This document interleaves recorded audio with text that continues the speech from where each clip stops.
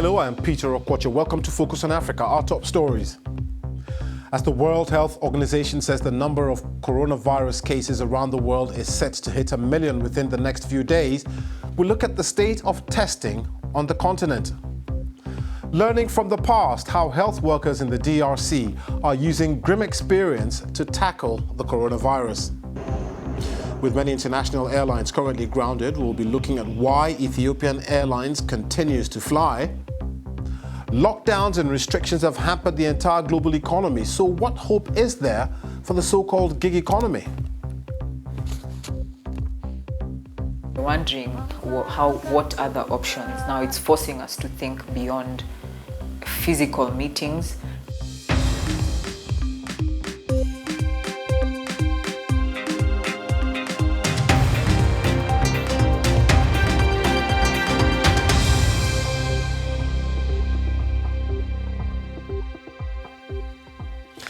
Thanks for joining us here on Focus on Africa from BBC World News. Coronavirus infections globally will reach 1 million within days. That's according to the World Health Organization. There are currently more than 950,000 people who've contracted the virus and more than 50,000 deaths. Spain has recorded the highest daily figure of any country for the number of people who have died from the virus. In the last day, 950 people died, bringing the number of dead in the country to over 10,000 from coronavirus, while Italy is slightly ahead with over 13,000 deaths. However, health officials in both countries say there is evidence the outbreak is slowing. And there are big impacts on economies. In the United States, more than 6.6 million workers registered for unemployment benefits last week, the highest number of applications ever recorded. And in Spain, there was a record increase of more than 300,000 jobless claims last month. There are now around 6,500 cases across Africa and more than 230 deaths. Well, wash your hands, cough into your elbow, don't touch your face. These are 3 universally familiar pieces of advice to stem the spread of the coronavirus. But the WHO has always stressed that testing is the most comprehensive approach to fighting the pandemic. We have a simple message for all countries: test, test, test. So that's what the World Health Organization had to say on the 16th of March. But where are we now? In the UK, Prime Minister Boris Johnson is facing widespread criticism from health officials over his government's testing strategy. The UK has a target of 25,000 tests a day, but is currently running at around 13,000. The US has struggled to ramp up their testing operations. The Trump administration promised 5 million tests by the end of March, but an independent analysis revealed that only 1 million have been conducted so far. That's more than any country, but the US population is roughly 329 million people. On the other hand, South Korea has been praised for its rapid testing operation since its first case was detected in January. The government fast-tracked test kits and set up drive-through test centers, allowing people to be tested from the safety of their cars. So how have African countries fared so far? Here's the BBC's senior Africa correspondent, Anne Soy. More and more African countries continue to confirm the outbreak of COVID-19. So far, nearly 50 countries on the continent have confirmed an outbreak, and South Africa has the largest number of people who are infected. In fact, the country has gone ahead now and is testing people within the community. It has trained more than 10,000 field workers who will go home to home trying to screen people for COVID-19, and those who have symptoms will be tested. They're dispatching mobile laboratories for that reason. However, the testing rates really vary across the continent. There are countries actually that do not have the capacity to test. Even up to now, some countries are at war, for example, in Libya, and therefore it is very difficult to really talk about all of them as a whole. However, what we are seeing is because African countries were some of the last to be touched by the outbreak of COVID-19. Many of the countries were monitoring the people who were coming in. They already had the screening facilities in their ports of entry because of the outbreak of Ebola in the Democratic Republic of Congo. There are countries where questions have been raised about their capacity and their willingness to actually go out and test people and find those people who are infected. And so as it is right now, it is very difficult to verify those claims. Right now, the World Health Organization says that testing kits are still very few on the continent. There was a big donation from the Jack Ma Foundation, 20,000 testing kits going to every country on the continent, but still that is a going concern. There are still huge shortfalls, but the organization as well as Africa CDC says that they are ordering for more, trying to distribute them to the countries that need them. And so there. Well, before the coronavirus reached the Democratic Republic of Congo, the country had been battling other viruses at the same time. Its deadliest Ebola outbreak and the world's worst measles outbreak. So what lessons from these outbreaks can it use to combat COVID-19? The BBC's Gaius Kowene reports from Kinshasa. The images of an outbreak, the temperature checks, the quarantines, the masks. New and unsettling experiences for most countries, but not the DRC. For over 4 decades, it has fought Ebola, the deadly hemorrhagic disease. One man has been at the heart of battling almost every outbreak. He is now taking on COVID-19. This fight will be based on scientific evidence and experience we developed throughout the years. This victory will be the fruit of the cooperation of the whole Congolese population. It's impossible to win the fight against COVID without community engagement. That is a lesson drawn from fighting the current Ebola outbreak, the worst the DRC has ever faced. Myths and false information created mistrust between health workers and locals. Overcoming them was key to beating the disease. So too, contact tracing. Finding those who flee and who they may have infected is how the current outbreak has been brought under control, as is hand washing and social distancing. Travel to Goma and you are greeted with this. Handshakes are out, replaced with what they call Ebola. But while there are similarities, the diseases are not the same. COVID-19 is less deadly, but far easier to spread. This outbreak comes from abroad. It's not from here. Other outbreaks originated from here, and we know how to deal with them in regards to our culture. But this one was imported and has multicultural dimensions to consider.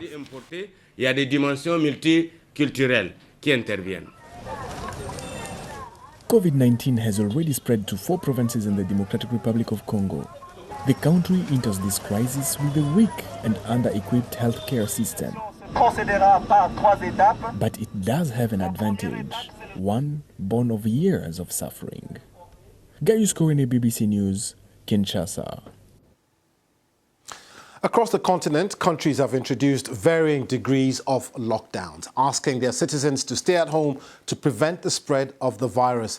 Security forces have been called in to enforce these rules, but in some countries like Kenya and South Africa, they have been accused of heavy-handedness. Well, the Nigerian police has warned its officers against infringing on the rights of ordinary Nigerians upon any pretext. Our correspondent Chichi Izundo joins us now from Lagos. Chichi, tell us more.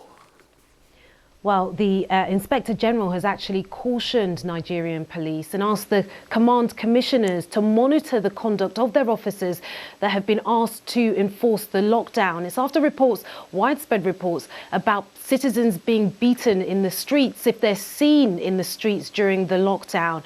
The Inspector General said that officers should be humane, professional and tactful and show citizens the utmost respect. But it's not just the police that are getting this warning. The Army, just about an hour ago, also issued a tweet asking citizens to report any unprofessional conduct that they may come across. Amnesty International has also urged security forces in Nigeria not to abuse their power after they said they've seen concerning videos circulating the internet again of citizens being beaten in the streets. They say they're concerned, that's Amnesty International, are concerned about what's going on in Kaduna prison, for example, after reports that a prisoner had died following rioting over coronavirus fears. And there's been a senator, Dino Maeli, who says that he's heard reports about people being shot at as well around the country by law enforcement agencies. And he's urging the chiefs and people in charge of the forces and their personnel to get them into check and make it stop before it becomes what he calls a riotous situation. And Chichi, it's day 3 of the lockdown in certain areas of Nigeria. How are people coping with this?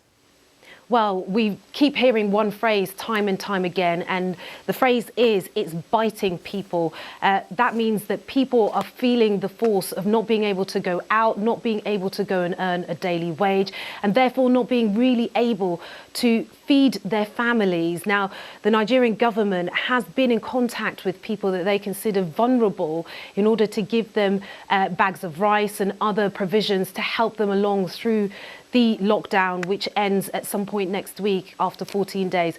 But people say that they are feeling the financial cost of being locked in their homes. Just a minute ago on local radio, a woman was talking about the fact that her eye medicine had increased in price within hours of her going to collect it. It was one price that was normal, and then they'd added a couple of hundred naira on top of it. And she said that it's those kind of things that are actually infringing on people, not just not being able to earn a daily wage and feed their families. Chichi Zundu live there from Lagos. Thank you very much. Let's go to Ethiopia now, where the national carrier Ethiopia Airlines is still flying to international destinations. Many countries across the continent have grounded flights to combat coronavirus. So why is Ethiopian airspace still open? Kalkidan Yibeltal has more from Addis Ababa. Like several other African countries, Ethiopia has closed all its land borders as part of measures taken in the fight against the coronavirus pandemic. But unlike other countries, it has not introduced complete shutdowns and it has not banned international air traffic. Although its flag carrier, Ethiopian Airlines, has significantly reduced the number of its destinations, it has not completely suspended all its passenger flights. This has made it an object of criticism among many Ethiopians that are concerned that continuing flights might exacerbate the outbreak. Some have also accused it of exposing its own staff to the virus. On the other hand, there are those that argue that once the virus has crossed into a country, it doesn't really matter whether flights are suspended. Ethiopian Airlines is the country's largest company, accounting for 3% of its national output, and it's also a major source of hard currency that's desperately needed in these times of crisis for purchasing supplies like medical kits and ventilators. The airline has also been instrumental in distributing supplies that were donated in the fight against the virus throughout Africa. But like any other sector in life and business, the future is far from clear for Africa's biggest airline. Kalkidan Ibeltal, BBC News, Addis Ababa. This is Focus on Africa from BBC World News with me, Peter Okwoche. Still to come, we'll be looking at the effect the virus is having on the continent's conflict zones and particularly on refugees in crowded camps.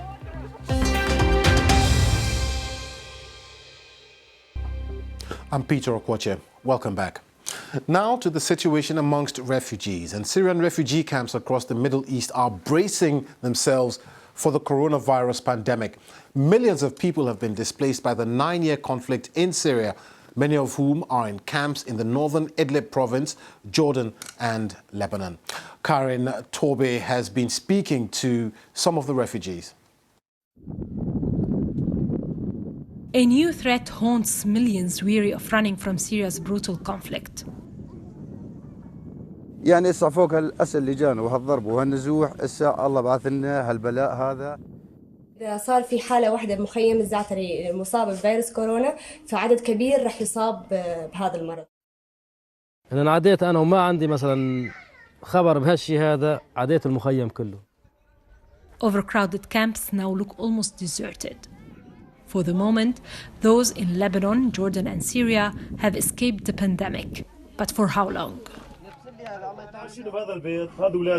Khalid fled Syria 6 years ago with his mother and sons.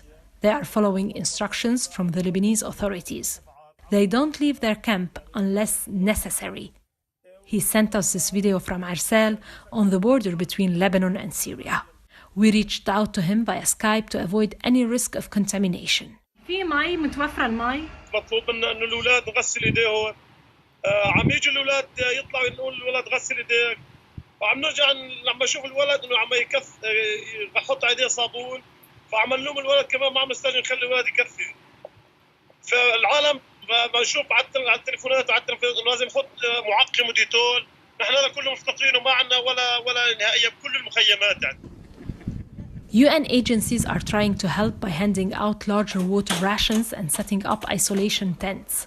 They also pledged to cover tests and treatment. But here in northwestern Syria, it's a different story. There is no national authority in Idlib to coordinate a response for the hundreds of thousands of displaced Syrians living in these overcrowded camps. Local agencies are helping spread awareness, but water is scarce and disinfectants are in short supply. المنطقة 30 كيلومتر ب 30 كيلومتر فيها 4 مليون. إذا انتشر هذا الفيروس بهذه المنطقة راح تصير كارثة إنسانية في هذه المنطقة. Just weeks ago, much of Idlib was a war zone. People here are still in fear of the shelling. And now they are also afraid of a new and different kind of death. Karine Torbey, Lebanon. Well, the refugee problem is one that resonates in many parts of Africa, and with most of these areas already vulnerable with little to no healthcare facilities, COVID-19 comes at a higher risk.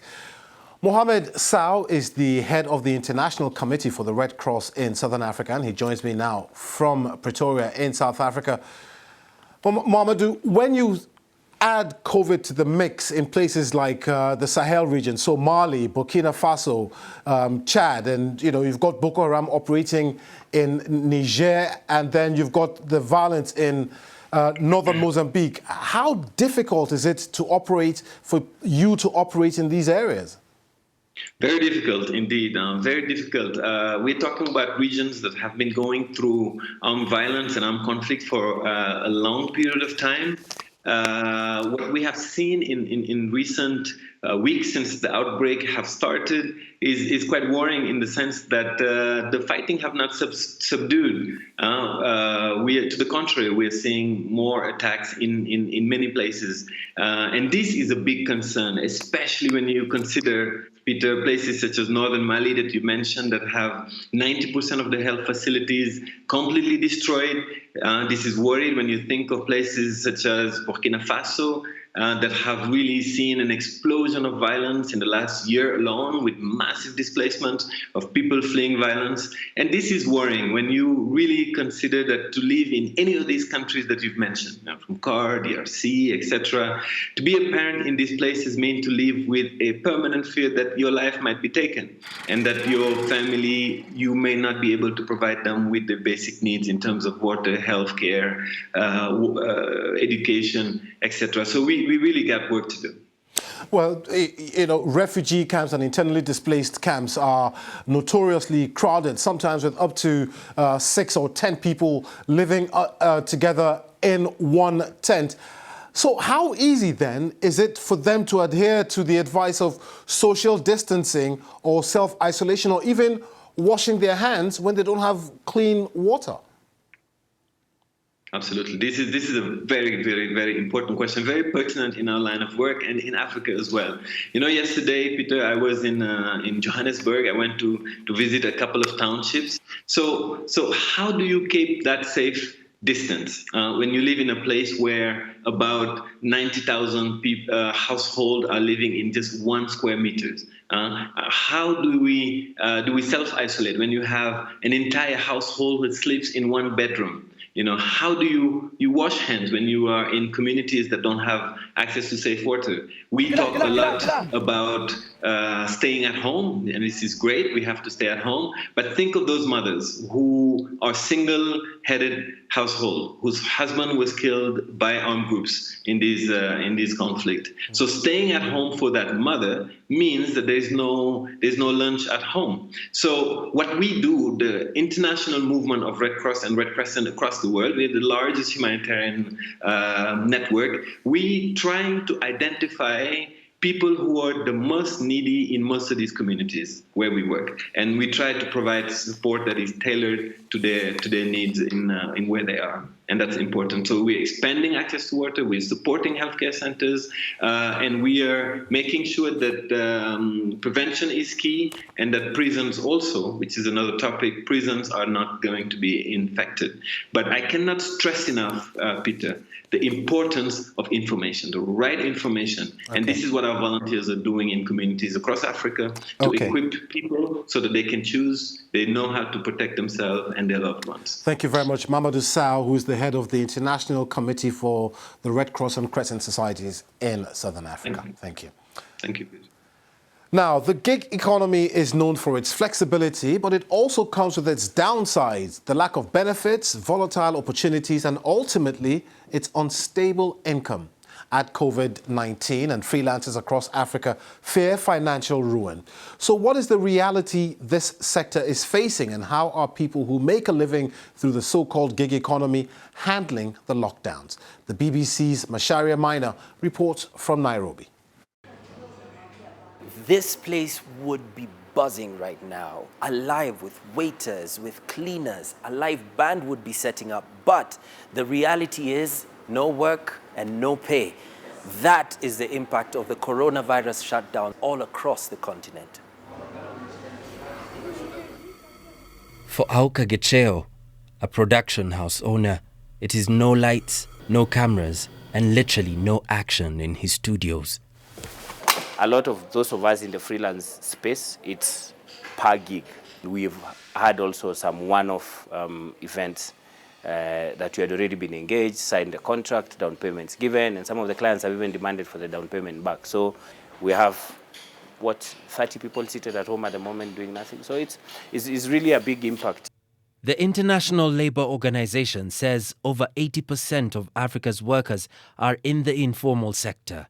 Those of us in the freelance space, those of us in the event space, those of us in the day-to-day space of income generation will be affected first, but ultimately it will get to everyone else. Governments across Africa established social distancing and banned public gatherings, which are a main source of income for many in the gig economy. But for Mutindi Mwasa, a guitarist, these shutdowns offer a new opportunity.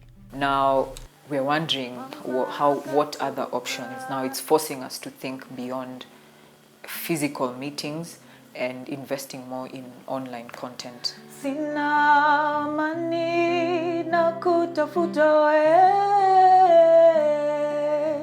can be able to raise about $100 per gig if you choose to do it once a week, and I feel like that will really go a long way to hold us, Interesting. Now, how about we end with some really good news? And one of Africa's great natural wonders, the Victoria Falls, is coming back to life just months after a severe drought in southern Africa caused part of it to dry up. The flow of water is now well above the seasonal average following heavy rainfall further up the Zambezi River. But few people will get to enjoy the spectacle because Zambia and Zimbabwe, on whose borders the falls sit, have closed viewing areas as part of a coronavirus lockdown. Still some good news, eh? Don't forget, you can get in touch with me and some of the team on social media. I'm at Okwache. But for now, that's it from me, Peter Okwache, and the rest of Focus on Africa team. Thanks for watching. See you again very soon. Goodbye.